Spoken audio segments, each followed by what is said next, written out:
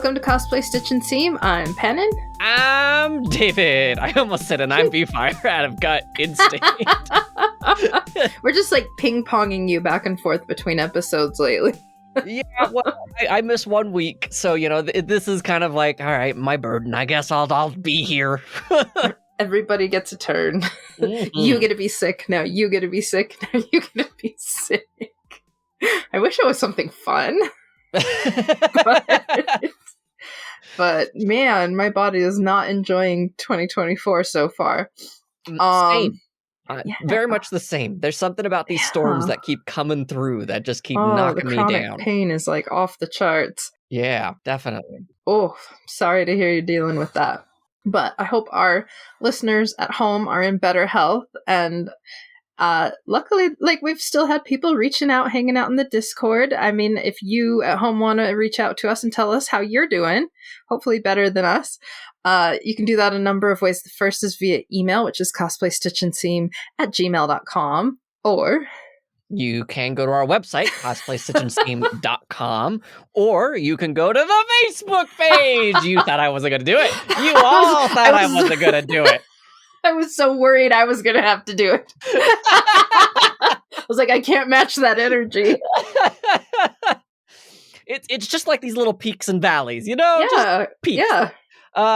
You do a great crescendo. You've been hanging around your boyfriend for far too long. If you're on the Facebook page, you could also tell us your horror stories there. You could tell us what you're working on. We've got a fantastic community there. And if you're not a big fan of the Facebook, Pennon already mentioned our fantastic Discord server. People are constantly talking about their crafting buddies. I got to say hi to Dr. Steggy's cat. That's perfect. And I said, hey, tell your cat that I love them. And I got a chirp and a flop back. And I know. It's great stuff. I think I may have mentioned this on the last episode, but I'm still holding on to that. I barely get a chirp and a flop from my own cat. I know. It's so rare, so I'll take it. And while you're on the internet, if you want to help out the show, there are many different ways to do that. You can share the podcast with a friend, leave us a review wherever they let you. That helps the algorithm. And of course, we do have a Patreon, patreon.com/cosplaystitch. That allows us to pay for the online sourcing fees and our hosting for the podcast and the website and all that fun stuff. For $3 a month, you get a shout out on the show every single episode. And for $5 a month, you can join our Cosplay Chronicles. I think one of these cons I'm going to go like to Stitch and Seam fans and have them say some of the things, and I'm going to see if I can like splice in their voice. Yes. Just as a heads up for the next con that I go to. Yes. We play D&D. We had to skip last month because Chronic Pain is so good that it makes it so you can't really improvise on the fly. And with this group of players, I need all my strength to keep up with it. Oh, for real. Dang. I'm glad you're doing better now, though. Yeah. I'm in the wrong state for Chronic Pain. All these storms and snow and all the fun stuff. But we're getting so much, as Kame calls it, weather. Too much weather in the air right now. Yeah, it's a lot of weather. Well, we are talking about a suggestion topic. Sorry, David. Well, in this episode... Sorry, David. See, I was like, oh, is there more after the Cosplay Chronicles? No, I was just taking the reins. We're so thrown off. You know, if we don't have all three of us here, these poor neurodivergent peeps can't manage it. Oh my gosh. I was about to do a tangent, because speaking of that, I have like 3 tangents related to that. But anyway, today's episode... Yes, today's episode comes from our Discord server. Ashley posted they had a question, and it kind of comes and goes, but I'll condense it down. Essentially, the question is, how do you decide what division to enter yourself in when the rules from the con and the contest aren't very clear? Do I go in as a master? Do I go in as intermediate or beginner or noob, or what am I doing here? Oh man, They provided the example saying it was depending on how much of the costume you have made. So if you have made 80% of the costume, that's intermediate. And if you have made 99% of the costume, that's a masterclass.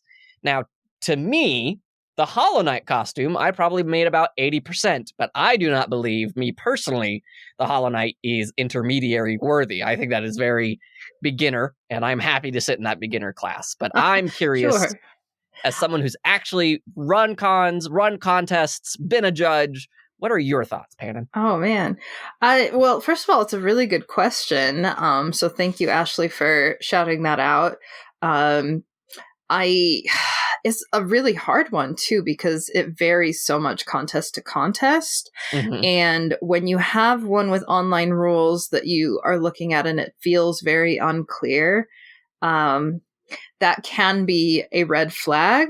But Ooh. also, if you are really uncertain, the best advice I can give you is to contact their Masquerade support. First and foremost, I can't tell you like how many emails we get with the contests that I help run. Mm-hmm. That is just that. Like, what level do I compete at? Because I think people want to act from an abundance of caution. They don't want to, feel like they are too high a level to be like in the beginner category, or if maybe they're a master where they come from, but maybe there's not a lot of contests in their area, so the master's pool isn't quite as high as it would be in a really densely populated area like Los Angeles. Mm-hmm. And I mean, those are like totally valid questions. Your contest runner should be able to help you answer that. 9 times out of 10, they're going to have follow-up questions for you. So Mm-hmm. if you ask that, I would say be prepared to say like, this is my costume history, or here's the last couple builds I've gotten or awards I've had, things like that. I know part of the question was asking, if you have been maybe like working on stuff at home but never competed before. Yeah.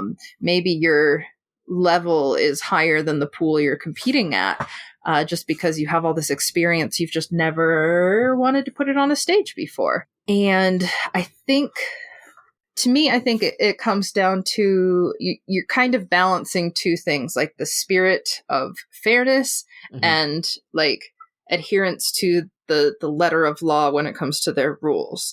Mm-hmm.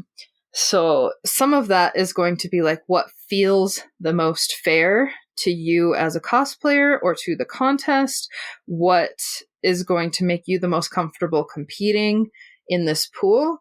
Mm-hmm.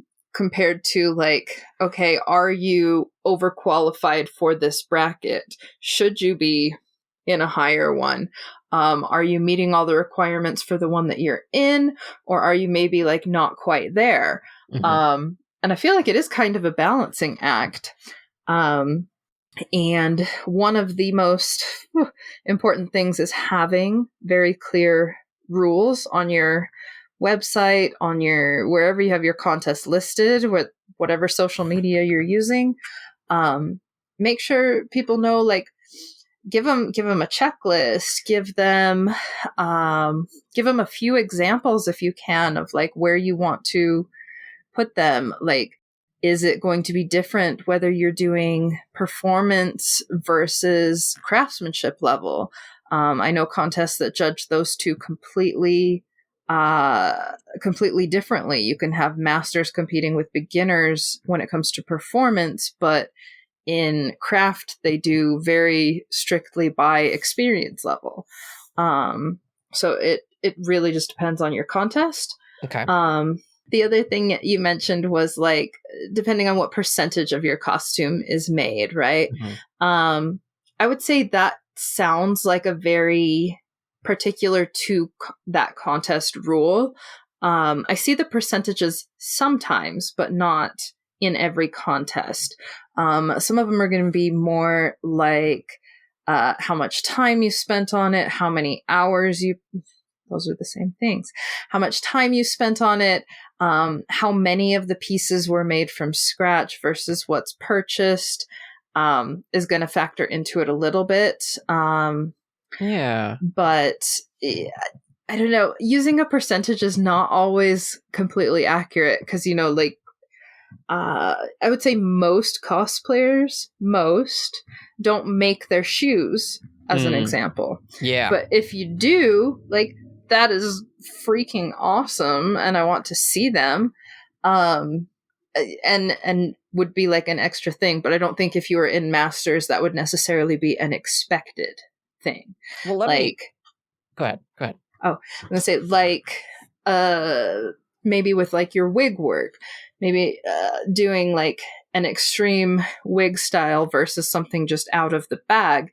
Like, either way, you're buying your wig, but what you do with it makes it a beginner or a mastercraft level, right? Yeah. And like the question that I'm curious about, like, let's take like Kamui cosplay, Svetlana as an example. Obviously, she makes these huge cosplays, and she builds a good majority of it. But like, speaking math wise, if she makes a sword and then she makes a shield and then she makes a chest piece and then legs and all this stuff, like, that adds to that percentage. So if she buys trousers that goes underneath it and attaches everything, and she does like a little bit of painting on there, like, wouldn't that kind of like break the scale of like, oh, I built all of these pieces, and over time that kind of like maths out the quantity of the pants? Does that question make any sense at all? No, yeah, it really does. Especially because I've seen master level foam crafters who are competing in the masters category, and they don't sew, or they have not developed that skill yet. Mm-hmm. And I would say it's still fair to enter that as a master level costume and be judged on the work you did do. Mm-hmm. You're not going to, be docked or get points or whatever based on the pieces you didn't do. Mm-hmm. But you will receive credit for what you have done. It gets so like gray areas for every costume, I feel like is an adventure.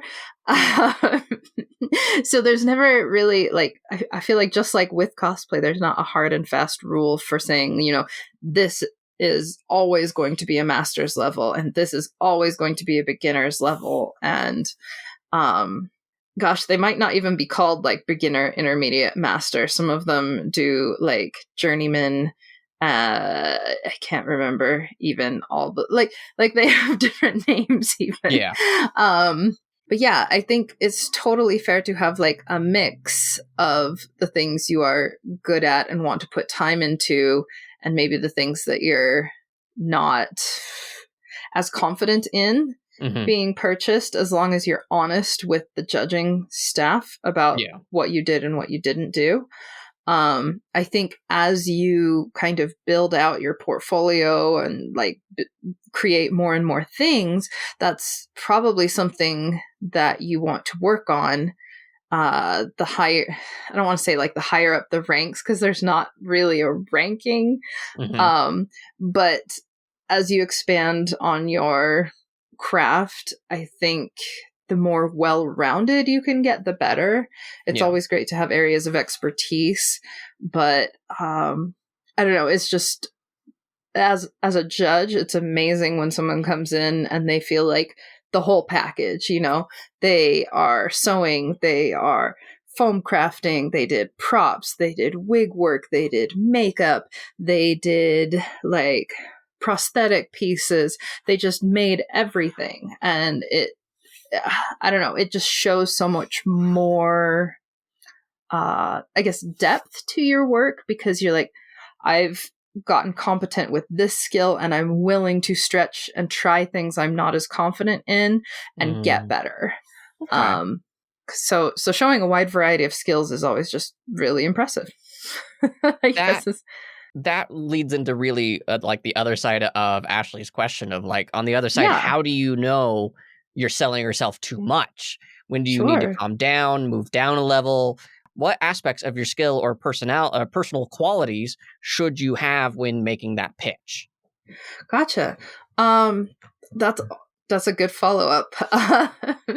Based on that, like, it's hard because it is going to vary by contest. I just preface everything with that.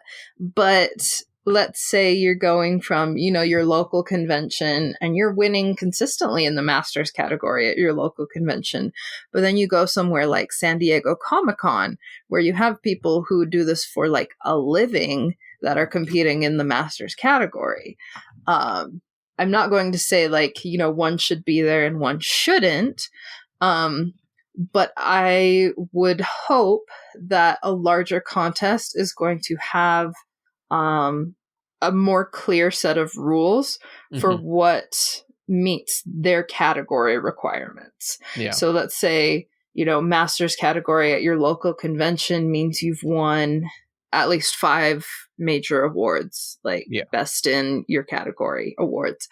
Whereas like San Diego, and I don't know San Diego Comic-Con's rules, but this is just me like throwing it out there saying like, maybe you've won at least one international contest. Maybe you've like received at least 10 awards for best in your category. They might have a different level distinction.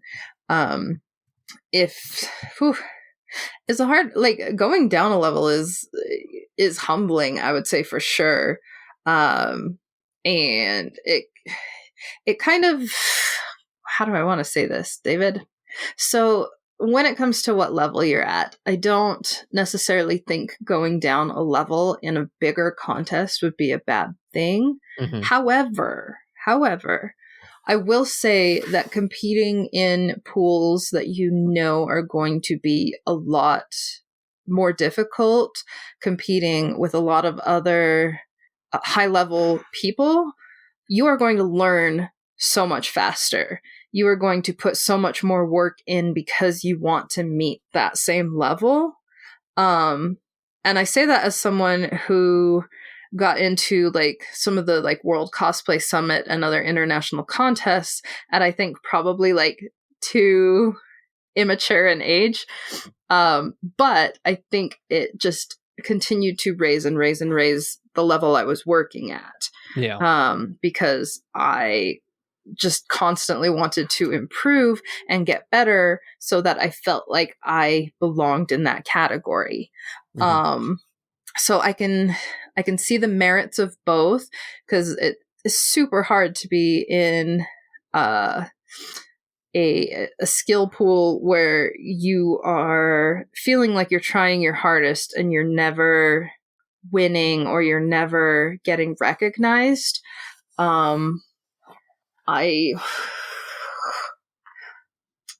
don't even know like what advice to say on that other than like it can't, like everybody has lulls like that too, where it's like, for a while maybe you're winning consistently and then you move up and it's feels like it's gone because you're in a bigger pool and you have people who are putting just as much work in as you do and then some, or who have 10-15 years more experience than you do. And I think that goes back to kind of things we've talked about when it comes to like your mindset with competition. What are you trying to get out of the contest? What is important to you to enjoying the contest? Is it, meeting other people? Is it testing your skill where it's at against other people of the same skill level? Or is the award winning the most important to you? And if that's the case, I would say maybe question that logic. Maybe see like how much you're going to enjoy an award if you're feeling like you're not pushing yourself. If you have been sitting in the same category for a while and not trying to go up one. Does that make sense? It definitely makes sense. as a judge, have you ever like looked at somebody's cosplay and goes, you shouldn't be in this class, you should be in the master class? Like, how does that work on the back end as a judge? Is that something that ever happens? Sure. And like, do you do that like during the award ceremony of just like, oh, and also ABC cosplay, they went in as intermediate, but we're giving them master class and they won this, right? Like, how does that go? Yeah. So first of all, I would say yes, absolutely. That is something I have seen happen. That is something I have had happen in contests I judged in. Just depending on, it is usually like your beginners and intermediate pool. If I would say you definitely get in the beginner category, especially, can be kind of like a grab bag of like what skill level people are at. You're going to have people who are in a contest for the very first time, never competed before, hot glued a bunch of stuff together. Not that that's the bad thing. You can do some great stuff with hot glue, but like maybe they aren't aware of other techniques yet. Yeah. Whereas you can also get in the beginner category people who have been, watching YouTube tutorials, watching their favorite TikTokers like show you how to style wigs, watching all kinds of things to get their costume to a level that they feel confident competing in. Mm-hmm. And those two are going to have very different outcomes when it comes to the result. And I would say most of the time, I've had contests where this is not true and it was kind of a crummy experiences, but most of the time, if you enter in a category that is lower than where the judges feel your skill level is, they will bump you up to another level. Mm-hmm. With the condition that you are winning an award in the category they are bumping you up. Oh, okay. So just because bumping someone up without an award feels like, well, I don't feel like you belong in this category, but I also don't feel like you deserve an award in the one we would have moved you up into.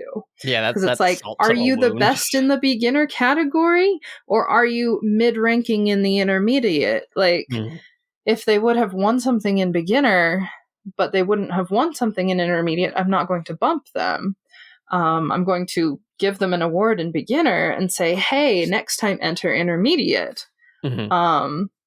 But I have judged contests where someone in the beginner category I felt was like good enough to be in the master's category or in the intermediate category and gone, hey, this skill level, like according to like our score sheets, if that's how they're judging, or just according to consensus among the judges, we would put your costume at the same level or above some of the ones in this other category. So you're going to win an award in this higher category. Then I would say it's okay to bump them up. Mm-hmm. But that is something that does get contested. Like, not everyone agrees with that. Some people would feel like, I guess, offended if someone were moved up into a category with them and won an award when they didn't. Mm-hmm. But I don't know. As a judge, I feel like if it merits a higher category, if it is on a competitive level with something of a higher category, that it is like I would consider it for award in a higher category, I think that's fair to say it belongs in the higher category. And gotcha. That's certainly something that's subjective, but it is something that can happen, is the long answer to your question. It was a multi-part question, so it deserved a lengthy answer. Yeah. So, like, nothing is worse, though, when you are entering a contest, like, say you're a beginner, and, like, you don't win anything, but after the contest, a judge comes up to you and says, oh, well, we bumped you up to the intermediate category, and that's why you didn't win. But, just like, leave me there. Just let me be. Let me have this. That feels really crummy. Like, yeah. I would never bump someone unless they are at the level that they would be winning an award in that higher category. So That's my opinion on that. But I think that is something that does vary by judge. And not something that we need to spend a lot of time on, but I doubt Sure. you're going to be moved down from like masters to intermediate. Maybe you personally would move yourself down, like you were saying, of like, hey, I've been at the small, we'll say this small like anime convention that hosts 300 people, and now I'm going to move to San Diego. Like that's obviously like you said, it's A, humbling, and B, like there's such a wider draw for all types of people at these bigger places. But as a judge, I can't imagine it happens often. And if it does, it might be a red flag if they move you down. Right. I have never, and I would never move someone down from a level from where they are competing. I have had cosplayers contact our contest, and like after reviewing our, they'll say something like, I usually compete in intermediate, but since your contest is much bigger, is it okay if I'm still in beginner? Because I feel that's about the same level that I'm competing at. And if that's the case, we usually do an extensive review of their like portfolio. Yeah. And just to like confirm that, because I don't want to be like, oh yeah, you can be in beginner to put like a wolf among the lambs or anything like that, Yeah. But generally, if someone is humble enough to ask that, I usually take them at their word with it. I mean, we'll still review everything and make sure, but generally people aren't going to want to go down a level. Gotcha. Okay. No, and I figured as much. Like it's one of those things of yeah, it feels like you'd be sandbagging the competition as a judge to be like, well, yeah, you're really good. You're not masters good, but you're intermediate good for sure. So why don't you stay over there? And to add to your point, like if you are on that cusp of intermediate to master, it sounds like that could be the push, depending on the type of person that you are, to go like, oh no, this is where I can really challenge myself. This is where I can like thrive. I think that's true, and I think that's why the intermediate level is usually such a small pool compared to other like beginner or master's categories. Most contests I've been in have a pretty small intermediate pool, and I think that's because most of the beginners who are like really wanting to cut their teeth on contests, they move up pretty quickly to intermediate or master's category. And most people who are intermediate, it doesn't take them a lot to go, okay, I know what I'm missing. I can kind of like see where I was and where I want to be. And, they kind of like get their feet under them and keep going forward. Yeah.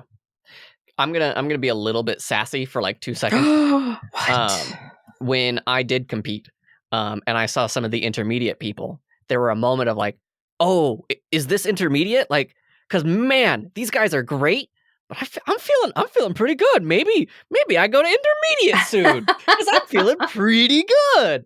Nice. That's my sassier'sness of like looking at these people going, oh, they spent all this same amount of time and whatnot. I was like, oh, maybe if I clean up this, and like you said, of like once you're at that intermediate stage, you kind of know your weak points. Right. But then also, go ahead. Oh, no, go ahead. But then also, I saw the person who did one in my class and went, no, they deserved to win that. They deserved the best for the beginner class, because like they probably could go intermediate, and I would be like, oh my gosh, they're closer to master than me. Like, it's always a comparison game. Sure. And it can be a very healthy and unhealthy thing of like, oh, if this is where intermediate's at, maybe I could be there too, in an excited way, and not oh, that's intermediate? I don't know about that. There's tone, right? I was definitely going to advocate for that first one where you're like looking around and going, okay, this is what an intermediate looks like. I think that's awesome to be like, that is something I want to shoot for. That's where I want to be. Or maybe I'm getting really close to being there already. I think that was great to like look around and kind of gauge by others that you see competing at that level. You can always, if they have filmed it, you can watch previous year's contests even and say like, oh, that looks like, where I want to be, or some of them will post galleries of like everyone that competed. We try to take pictures of everyone and be like, okay, that looks insanely complicated. I am not at that master's level yet. So I remember when I saw, I think it was Garnet Runestar who did their Bloodborne outfit that they competed with, and I saw that and I went, I don't know if I'll ever have the kind of time for, let alone this one outfit. Oh man, those Soulsborne games are like, not only are they insanely challenging to play, they are insanely challenging to cosplay. They always look so amazing. Oh, they do. And so well lived in, I think is a great way of like, the world feels lived in. Yeah. And then you just like try and live in it for like 10 minutes and you go, no, I'm okay. No, I'm thank good. you. No, I'm good. You know, that's fine. You. That's fine. But yeah, I hope that kind of answers your questions about like competition levels and like where you want to be and what the best choices are for figuring out where you should be in a contest. I like it. I think like to kind of go back, like it can be a red flag to see what they have set in, like, you know, if you've spent 16 hours on a cosplay, then it must be beginner. Like there are those caveats. I have such a rant with that. Yeah, like it feels so ambiguous of like, okay, but if it's my full-time job, 16 hours is nothing. But if it's, you know, I'm a single mother of 5 and I spent like 2 minutes here and there for 6 months to get to 16 hours, right? But again, there's also a little bit of room because like maybe it's their first con and they don't know what they're doing as well, and they haven't listened to our Finding Good Judges for your brand new con episode that we did forever ago. Sure. I'm just gonna, because it's such a like itchy point for me, I'm gonna say like when it comes to how many hours you put into a costume, that's great that you put in that many hours. What is going to be way more impressive to me as a judge than a number of hours is going to be what's the final product. And it's going to be like, did you spend 100 hours embroidering this, but it's lumpy and you didn't use like interfacing and it looks like you rushed through it, rather than maybe it's not as detailed, but you went back and you fixed the things that needed to be fixed. Like to me, the mark of a master is being able to say, I did this wrong, and then go back and fix it. So that will always be more impressive to me than like a whole bunch of hours. I mean, there's always going to be a balance. There's going to be 100 hours and it looks stunning and flawless and jaw-dropping. And then there's going to be 100 hours where it's like, you spent 100 hours on Amazon that like you didn't even iron out the seams from the bag. Yes. So what I'm saying is hours totally depends on how you spend them. Yeah. So spend them wisely. Definitely. I'm also like, my brain went to 3D printing of like, you can design and sand, but in my opinion, and this is purely my opinion, the printing hours don't count. That's just me. Like the sanding, the designing, especially like if you designed it and you modeled it and everything in your software, awesome. That I would buy. Oh, for sure. But again, it would be like, that's the information I'd want while judging, and not to determine like what your class is. Because again, if I'm going to be 3D modeling, I might spend the next year in 3D modeling to figure out how do I get it to be flat? Sure. Why is it tearing like this? I don't understand. Right? It's like making cookies and including like the bake time in your build, because you put the mixture together, you picked all the ingredients, you frosted it after, and it looks amazing. But like the bake, that's kind of what the ingredients did by themselves. Yeah, and like to go to that analogy again of just like there is ways that you could like sell that of like, so to make sure that we got extra crispy on the edges, we broiled it for the last 5 minutes. Like you can have those tiny little details. Oh yeah. But again, you're absolutely right. It's the ingredient that are doing most of the work. Yeah, I like that. Well, I think that's about it for that topic. I feel like I learned a lot. Thank you. Yeah, oh good. On that note though, do we have any Horror stories. Spooky, spooky, spooky. We do. Yes. This is the next one in line, so it just happens to be a coincidence. This one comes from Ashley. Oh my gosh. Welcome back. They write, okay, now that I've had time to process it, here's something that happened this year in 2023.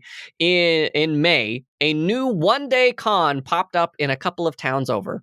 I finally finished my Princess Peach that took several years, tears, and iterations to do, and they were having a cosplay contest. The Ooh. tickets were cheap, $10 for premium, and I Dang. got a set for my husband at Mario and I. When we got there, the whole area was full of cars in almost every parking spot nearby. It turns out that there was a farmer's market literally next door to the Ooh. venue. Nice. Unless I know the crowd, I don't like walking in costumes. Unless I know the crowd, I don't like walking in costumes in crowded areas. But I had to march through the farmer's market half-dressed as Princess Peach. Once I was done with my finishing touches, I asked about the contest sign-up, and they said they were running late to keep checking back. Which I did every hour for 3 hours. I nearly missed my chance to, and there was no one monitoring the sign-up to make sure the rules were being followed. Dang. It is important to note that the building was the size of a small basketball gym that was packed with vendors and a small stage in the corner. I also have a high heat resistance of 90 degrees is nothing to me. Ooh. The event had over 700 tickets sold in 3 hours, 700 bodies in a small gym, or pouring into the farmer's market on a very sunny and warm day. Yeah. I chose to stay outside in the shade and take pictures with kids and parents, walk through the farmer's market outside till the cosplay contest at 2. There must have been 100 or more entries, so until the winners were announced, there were over 100 bodies packed around the stage in a hot gym. Goodness. And their stupid princess party would push people hard to make them move away. So just like, hey, we need more space? Yeah, well, I don't have any space to get. Oh. After the announcement, my husband and I left because we were showing signs of heat exhaustion. Jeez. And I hadn't won anyways. There was a milkshake on the way home, and at least I made a friend who was dressed as the hero from Dragon Quest VIII. Nice. I may be making a Jessica Albert at this moment. I hope it's done at this point in time, because this was back in like November. All in all, I wasn't looking for anything fancy, but I wasn't looking for heat stroke. Oh man, it is so real though. Uh-huh. Like, I'm sorry, Ashley, but welcome to the Ashley episode. Yeah, definitely. Dang, yeah, you gotta watch that like internal temperature when you are in cosplay, because that can get dicey real fast. Well, like, you're in a throng of people, right? Like, there is, like, you can think, like, okay, I'm hydrated, I'm not going to be too warm in this cosplay, like, I should be good, but then you add another 98 degree Fahrenheit body next to you, and then another, and then multiply that by 100, and you're... I'd rather not. Yeah. For more reasons than one. I legit thought this was going to end and I passed out because the smell of 700 people could not be... No. Oh, well, sorry that happened, but if our listeners at home have any horror stories they would like to share with us, or happy stories, or, whatever, you can do that a number of ways. The first one is our email, which is cosplaystitchandseam@gmail.com, or... There is a very sad cat that I just heard, and it just completely threw me off. Sorry. Okay. Or you can go to our website, cosplaystitchandseam.com, and while you're there, you can find the link to our Discord server where I pulled our horror story from today. We also have a Facebook page where we talk about the same things here and there. We love to see what everyone's working on the Facebook page. And while you're on the internet, if you would like to support the show, you can do that many different ways. Share the podcast with a friend, leave a review. Those both help the algorithm a lot to see that traffic. It means the world to us. It's very, very helpful. And of course, we do have a Patreon, patreon.com/cosplay Stitch. And some of the amazing people that we need to thank are Misty Lee, Jack S., Cynthia Eve Cosplay, Star Fetcher, Tim Yoke, Troff Cos, Lydia, Yggdrasil, Dr. Steggy, Cynics, Hot Riku, Jazzy Kofed, Jaguar Queen, Gloria Shu, and Silver Deeds.